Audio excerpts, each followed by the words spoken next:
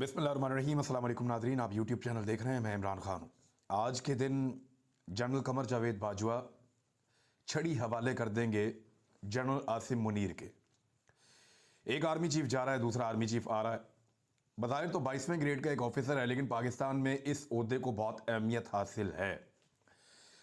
उसकी वजह यह है कि पाकिस्तान में जो क़याम पाकिस्तान से लेकर अब तक का वक्त है, आधे से ज़्यादा वक्त इस ओहदे पर बैठे हुए लोग खा गए। 4 दफ़ा तो मार्शल लॉ लगा दिया, और जब मार्शल लॉ नहीं लगाया तो किसी और तरीके से काबू रखा। तो इस ओहदे के ऊपर बैठा हुआ शख्स पाकिस्तान का सबसे ताकतवर शख्स होता है। अमेरिकन ने बात करनी हो, यूरोपियंस ने बात करनी हो, चाइनीज़, अरब, कोई भी बात करना चाहे वो इस ओहदेदार से बात करता है। पाकिस्तान में जो सिविलियन हुकूमतें हैं वो पपेट के तौर पे हमेशा काम करती रहीं।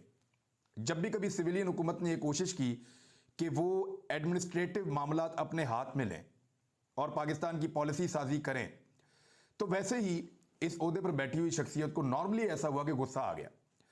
और फिर हमने देखा कि बार बार हुकूमतें गिरी, कभी करप्शन के नाम के ऊपर, कभी गद्दारियों के नाम के ऊपर, कभी बागियों के नाम के ऊपर, और इस दफ़ा भी एक रिजीम चेंज ऑपरेशन हमने होता हुआ देखा। लेकिन ये जो कुछ भी पाकिस्तान में होता रहा, लोगों ने उसको इतना ज़्यादा कभी क्रिटिसाइज नहीं किया। इस मरतबा सूरत हाल बहुत मुख्तलिफ है।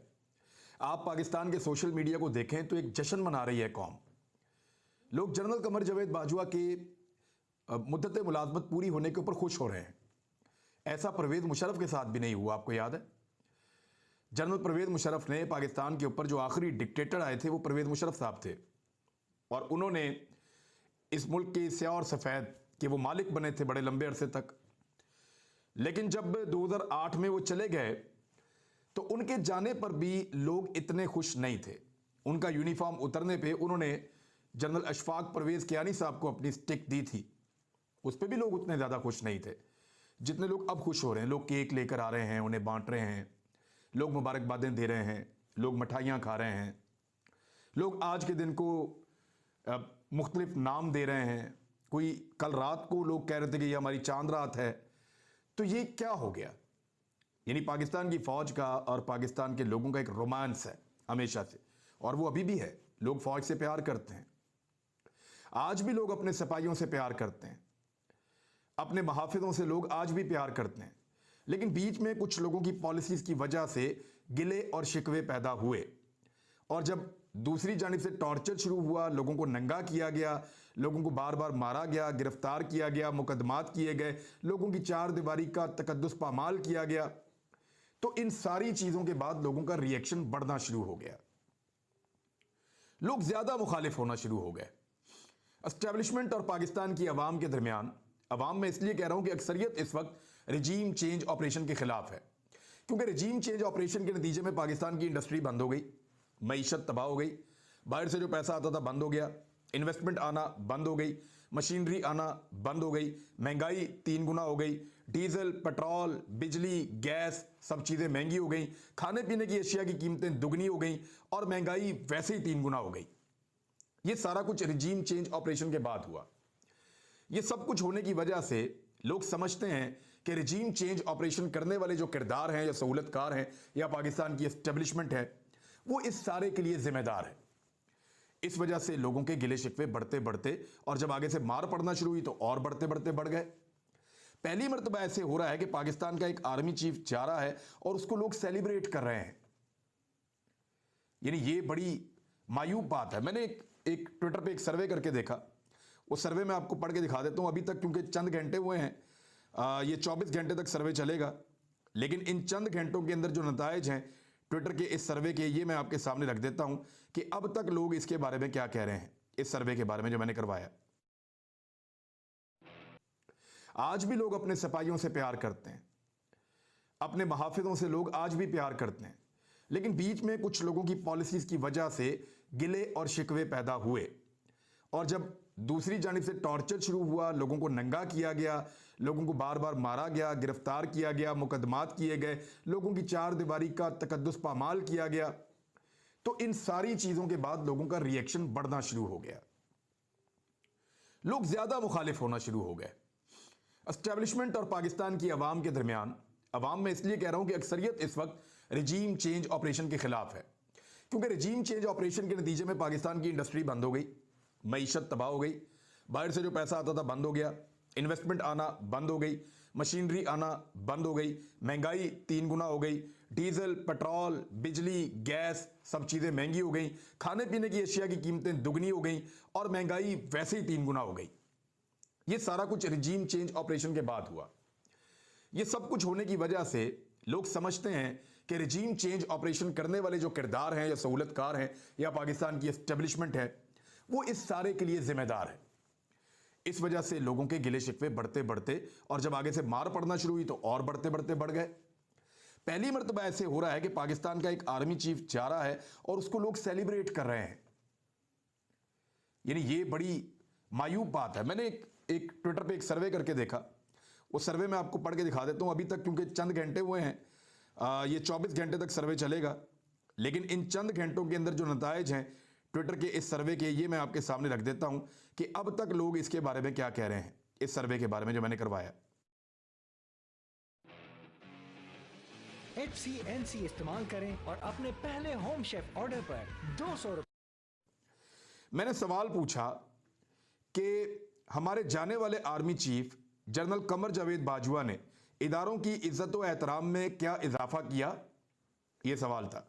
इसके मैंने 3 ऑप्शंस दिए थे। एक ऑप्शन था हां, एक ऑप्शन था नहीं और एक ऑप्शन था मालूम नहीं। 4% लोगों ने कहा। और कितने वोट पड़े अभी तक? अभी तक लगभग 1,31,662 वोट। इस वक्त जब मैं बात कर रहा हूं तो मैं ये स्क्रीनशॉट ले लेता हूं, आपको हम अपनी वीडियो में दिखा देंगे। तो ये 1,31,662 वोट अभी तक पड़ गए हैं और अभी तक 6 घंटे भी नहीं हुए, 5.5 घंटे हुए इस सर्वे को करवाए हुए। तो ये 5.5 घंटे के नताइज हैं और 89% पाकिस्तानी कह रहे हैं कि इदारों की इज्जत व एहतराम में इजाफा नहीं किया। 7% पाकिस्तानी कह रहे हैं कि इदारों की इज्जत व एहतराम में इजाफा किया, 7%। 4% कह रहे हैं जी हमें नहीं पता। यानी 7% लोग सिर्फ ऐसे हैं जो ये समझते हैं कि जनरल कमर जावेद बाजवा साहब ने इदारों की इज्जत व एहतराम में इजाफा किया है। बाकी सारे यही समझते हैं कि 89% यही समझते हैं कि इजाफा नहीं किया और 4% इस पर बोल ही नहीं रहे। मैं एक जगह पे सेमिनार में खिताब कर रहा था, शायद आपने वो वीडियो देखी होगी। मैंने नौजवानों से ये सवाल पूछा कि जनरल कमर जावेद बाजवा साहब ने अपनी आखिरी तकरीर में ये कहा है कि उनका इदारा अब गैर सियासी है, क्या आप इस बात को मानते हैं? हाथ खड़ा करें। जो ये कहते हैं कि गैर सियासी है वो हाथ खड़ा करें, तो चंद हाथ खड़े हुए, 1000 के करीब वहाँ पे नौजवान थे। और जब मैंने उनसे कहा कि वो हाथ खड़ा करें कि इदारा आज भी सियासत में किरदार अदा कर रहा है, तो लगभग सारे हॉल ने, 1000 के करीब लोग थे, तकरीबन 90% से ज़्यादा लोगों ने हाथ खड़े करके शोर मचाया। तो इससे मुझे एक बात का अंदाज़ा हुआ कि जनरल कमर जावेद बाजवा साहब ने जो कहा, लोग उस पर एतबार नहीं कर रहे। और मुझे यह भी अंदाज़ा रहा कि उनकी पॉलिसीज से लोग नाखुश हैं और यह भी अंदाज़ा रहा कि इदारों और अवाम के बीच में एक दूरी पैदा हुई है जनरल कमर जावेद बाजवा साहब की पॉलिसीज की वजह से। अब क्या ये पॉलिसीज जारी रहेंगी? क्योंकि जनरल साहब ने भी एक स्टेटमेंट दिया है, वो स्टेटमेंट भी मैं आपको बता देता हूं। जनरल साहब ने कहा अपने स्टेटमेंट में कि प्रोपेगेंडे और तौहीन आमेज तनकीद के बावजूद इदारा गैर सियासी रहने के अज़म पर साबित कदम रहेगा। कमर जावेद बाजवा ने कहा कि फौज मुखालिफ प्रोपेगेंडे और झूठी कहानियां घड़कर मुसल्लह अफवाज के खिलाफ की जाने वाली तनकीद और बेजा तौहीन के बावजूद इदारा गैर सियासी रहने के अज़म पर साबित कदम रहेगा।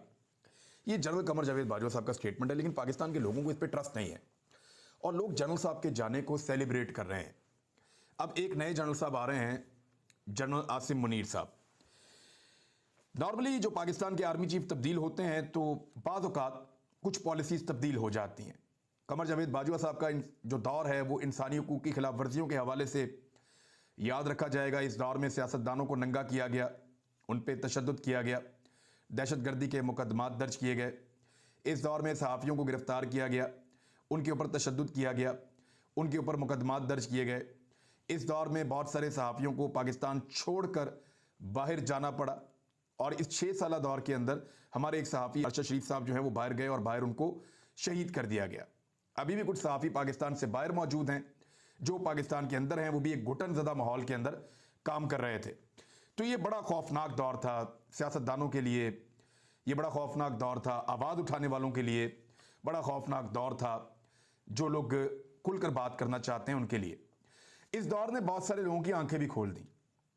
यानी मेरे जैसे लोग, मुझे कहने में कोई मजायका नहीं है, मेरे जैसे लोग जो मुताला पाकिस्तान पढ़ के आए थे, जिन्होंने पाकिस्तान की वो निसाब स्टडी किया था जो पाकिस्तान की इस्टेब्लिशमेंट ने निसाब राइज किया हुआ है पाकिस्तान के तालीमी इदारों के अंदर, जब उसको पढ़ के आए थे तो हमें बड़े बड़े ख्वाब हम देखते थे, हमें लगता था कि सब अच्छा है और हम चीज़ों को किसी और तरह सोचते थे। लेकिन जब प्रैक्टिकली हमने देखा, और जनरल साहब का ये एहसान हमेशा रहेगा इस कौम के ऊपर कि उन्होंने एक्चुअल बताया और जो लोग नहीं समझते थे उनको भी समझाया कि मुताला पाकिस्तान में जो पढ़ाया जाता है वो पाकिस्तान कोई और है। रियल में जो पाकिस्तान है वो एक शिकंजे में फंसा हुआ पाकिस्तान है जिसको 70-75 साल से जकड़ा हुआ है मखसूस तबकात ने और एस्टेब्लिशमेंट ने, और वो पाकिस्तान का दम घोट रहे हैं और पाकिस्तान को कंट्रोल में लिए हुए हैं। तो ये समझाने के लिए इनकी खिदमात को हमेशा याद रखा जाएगा। बहरहाल अब जनरल साहब जा रहे हैं, नए आने वाले जनरल साहब ने फैसला करना है कि क्या वो इसी तरह चलाएंगे मामलात को या मुख्तलिफ तरीके से चलाएंगे। पाकिस्तान खतरात में घिरा हुआ है और इंडिया मौके से फायदे उठाना चाह रहा है। इंडिया ने यहां तक कहा कि वो गिलगित बल्तिस्तान पर और कश्मीर पर हमला करके कब्जा कर लेगा, सिर्फ एक इशारे का मुंतजर है। इंडियन सेलिब्रेट कर रहे हैं क्योंकि वहां पे तालिबान की हुकूमत तो जरूर है अफगानिस्तान में, लेकिन हमने मौका ज़ाया कर दिया है। हमने यहां पे रिजीम चेंज के चक्कर में जो ताल्लुकात और जो चीज़ें ठीक करनी थी वो ख़राब कर ली हैं। टीटीपी ने पाकिस्तान के साथ मुज़ाकरात ख़त्म कर दिए हैं और खुले हमलों की धमकियां दे दी हैं। इस वक्त शदीद जंग जारी है, लकी मरवत से अच्छी खबरें नहीं आ रही। वहाँ पर तहरीक तालिबान पाकिस्तान जो है वो पाकिस्तान की अफवाज के ऊपर हमला कर रही हैं, पाकिस्तान की अफवाज बहादुरी के साथ जवाब दे रही हैं। दोनों तरफ का नुकसान हो रहा है, लेकिन ये सूरत हाल पाकिस्तान के लिए कोई अच्छी नहीं है। ये लड़ाई उस वक्त चल रही है जब लोग पाकिस्तान में खाइफ हैं, नाराज हैं, तो इससे जो है वो फोर्सेस भी डीमोरल होती हैं जो नहीं होना चाहिए। मेरे ख्याल में इस वक्त फोकस करना पड़ेगा बैरूनी दुश्मन के ऊपर, फोकस करना पड़ेगा दहशतगर्दी के खतरात के ऊपर, और पाक फौज को जो अंदरूनी तौर पर इख्तलाफात पैदा हो चुके हैं, जो गिले शिकवे पैदा हो चुके हैं और पाकिस्तानी जो हैं वो एक अलग तरह की सोच बना चुके हैं, उसको दूर करने के लिए अपने आप को हकीकतन जो एडमिनिस्ट्रेटिव मामलात हैं, अपने आप को हकीकतन जो पाकिस्तान के अंदरूनी सियासी मामलात हैं उनसे अलग करना पड़ेगा। और स्पेशली इसका सबसे बड़ा जो सबूत होगा वो 3-4 चीज़ें ये साबित कर देंगी कि जनरल आसिम मुनीर साहब ने पॉलिसी तब्दील की है या नहीं की। यानी जनरल कमर जावेद बाजवा साहब की टीम के अंदर कुछ लोगों ने बहुत ज़्यादा आगे बढ़ के नुकसान पहुंचाया और बहुत सारी ऐसी चीज़ें की जिसके बाद उनके नाम भी सामने आए। क्या आसिम मुनीर साहब उन्हीं लोगों के साथ कंटिन्यू करेंगे, ये एक बड़ा सवाल है। करेंगे तो फिर पॉलिसी भी क्या वही होगी, ये एक और बड़ा सवाल है। दूसरा, क्या पीडीएम के सर के ऊपर दस्ते शफकत मौजूद रहेगा या वो हटा दिया जाएगा? क्या वो जो एल्फी इन सारी पॉलिटिकल पार्टीज को जोड़ के रखे हुए है वो एल्फी लगी रहने दी जाएगी या उसको हटा दिया जाएगा? ये सारे वो बड़े सवालात हैं जिनका जवाब मिलेगा तो क्लैरिटी आएगी, और वो जवाब आपको आइंदा 1-2 हफ्ते के अंदर पता चल जाएगा कि एस्टेब्लिशमेंट में एक बड़ी तब्दीली से या आर्मी चीफ की तब्दील होने से एस्टेब्लिशमेंट की पॉलिसी बदली है या वही पॉलिसी है। और ये पाकिस्तान की मिडिल क्लास है, मैं एक मरतबा फिर कहूँगा, मैंने पहले भी ये बात समझाई थी कि ये मुश्किल पैदा हो जाएगी।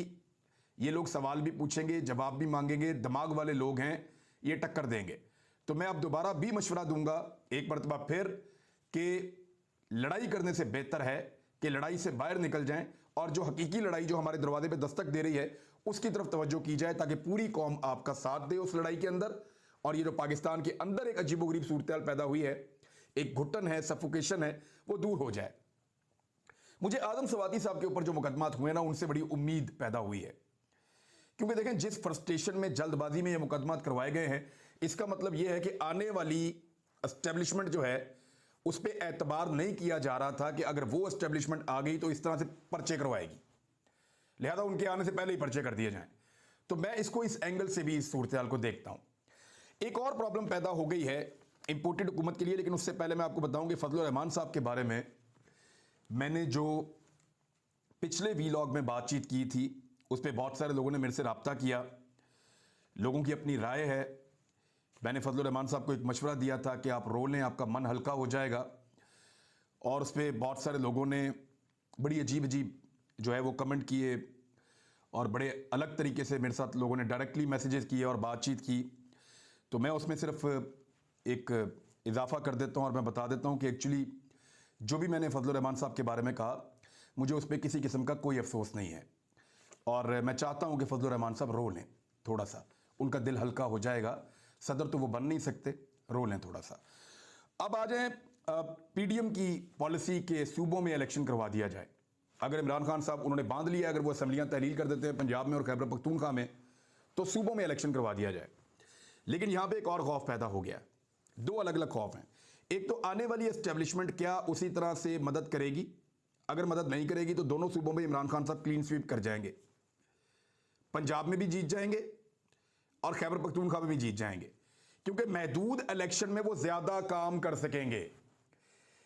पीडीएम के तमाम लोग जो इलेक्शन लड़ेंगे उनके पास इलेक्शन लड़ने के लिए क़यादत अवेलेबल नहीं होगी, क्योंकि वुज़रा तो जा ही नहीं सकते इलेक्शन में। वफाकी वुज़रा सारे के सारे फारग, वो तो इलेक्शन में जा ही नहीं सकते, किसी का इलेक्शन लड़ ही नहीं सकते।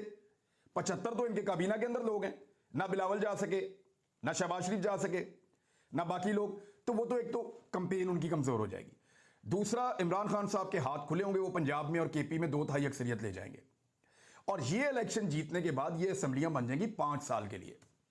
अब जब भी वफाकी हुकूमत का इलेक्शन होगा कौमी असम्बली का, तो उस वक्त उसका इलेक्शन होगा बलूचिस्तान और सिंध के साथ, तो फिर ज्यादा टाइम होगा पीटीआई के पास कि वो आगे बढ़ के इस इलेक्शन को लड़े। तो गौर कीजिएगा कि पंजाब में और खैबर पख्तूनख्वा में अगर पीटीआई की हुकूमत हुई ना, तो फिर बहुत मुश्किल हो जाएगा कौमी असम्बली का इलेक्शन उनको इन 2 सूबों में हराना। ये बात भी सारे जानते हैं। तो इसलिए मुझे नहीं लगता कि इलेक्शन कमीशन ये वाला रिस्क लेगा या पीडीएम उनको ये करने देगी। बहुत बुरी तरह फंस गए बेचारे, वाकई बहुत बुरी तरह फंस गए हैं। अब पीएमएलएन के अंदर एक फॉरवर्ड ब्लॉक बनने के इम्कानात पैदा हो रहे हैं और उसकी वजह मैं आपको आने वाले दिनों में बताऊंगा। अगर दस्ते शफकत उठा लिया एस्टेब्लिशमेंट में, तो बहुत सारे लोग तैयार बैठे हैं कि वो मियां नवाज शरीफ साहब से जान छुड़ा के अलग एक ग्रुप बना लें, क्योंकि मियां साहब का जो यूरोप का दौरा है उसने बहुत ज़्यादा प्रॉब्लम पैदा कर दी है।